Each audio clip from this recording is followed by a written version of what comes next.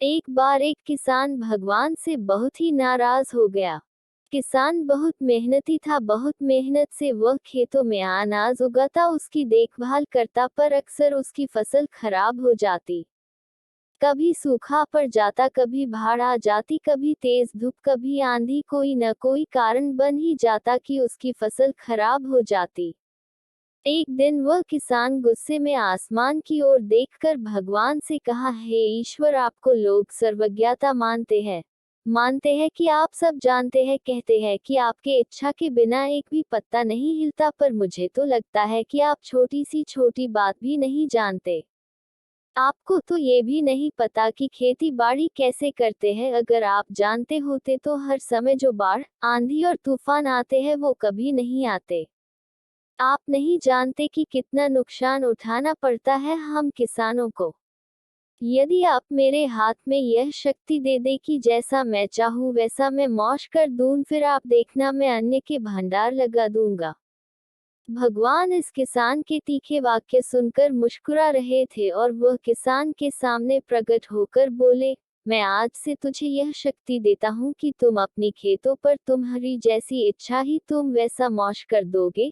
मैं बिल्कुल भी दखल नहीं दूंगा, तुम्हारी इच्छा से सब कुछ होगा। किसान बहुत खुश हो गया।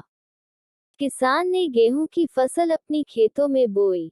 जब उसे लगा कि खेतों को धूप चाहिए तो खेतों को धूप मिले, जब पानी बरसना चाहिए तभी पानी वर्षा, आंधी, तूफान, बाढ़ कुछ भी उसने अपने खेतों पर आने नहीं दिया। किसान के खेत में इस वर्ष ऐसी फसल हुई जैसी कभी नहीं हुई थी। हरी भरी लहलहाती फसल, मन ही मन वह बहुत खुश हो गया और सोचने लगा, अब सबूत के साथ दिखाऊंगा भगवान को कि इसे कहते हैं शक्ति का सही उपयोग। मेरी सफलता देखकर उन्हें अपने नियम जरूर बदलने पड़ेंगे। कुछ दिन गुजरे, फसल कटने को तैयार हो गए। किसान बहुत उत्सुकता के साथ फसल को काटने लगा, पर जैसे ही उसकी नजर गेहूं की बालियों पर गया तो उसने अपना सिर पीट लिया और वह रोने चिल्लाने लगा। गेहूं की एक भी बाली के अंदर गेहूं का दाना नहीं था, सारी बालियां अंदर से खाली थी। किसान बहुत दुखी हो गया, उसने भगवान को रोते हुए फिर पुकारा, हे प्रभु, तुमने ये मेरे साथ क्या किया? क्या तुमने मुझे कोई सजा दी? भगवान बोले, पुत्र, ये तो होना ही था। तुमने पौधों को संघर्ष करने का मौका ही कहा दिया, ना तो तुमने उन्हें आंधियों से जूझने दिया, ना तेज बारिश से सहने दिया और ना ही धूप में तपने दिया। एक भी चुनौती का सामना तुमने उन्हें नहीं करने दिया, इसीलिए सारे पौधे अंदर से खोखले रह गए।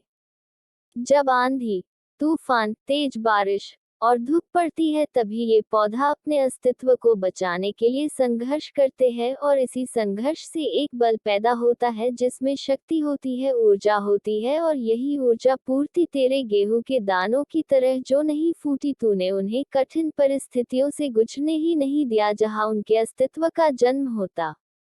सारे बालियां इसीलिए खाली है, इसमें एक भी गेहूं का दाना इसलिए नहीं है क्योंकि तुमने अपने पौधों को संघर्ष कराया ही नहीं। याद रखिए, स्वर्ण में सवर्णीय आभा तभी आती है जब वह आग में तपने, गलने और हथौड़े से पीटने जैसे संघर्षों से गुजरता है।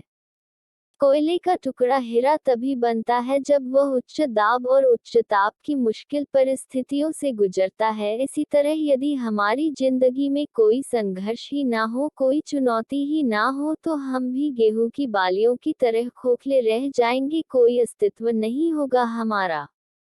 विपरीत परिस्थितियां, चुनौतियां, समस्याएं हमें और अधिक निखारती है। यदि जीवन में कठिन परिस्थितियां और चुनौतियां आए तो घबराना मत, बल्कि सामना करना।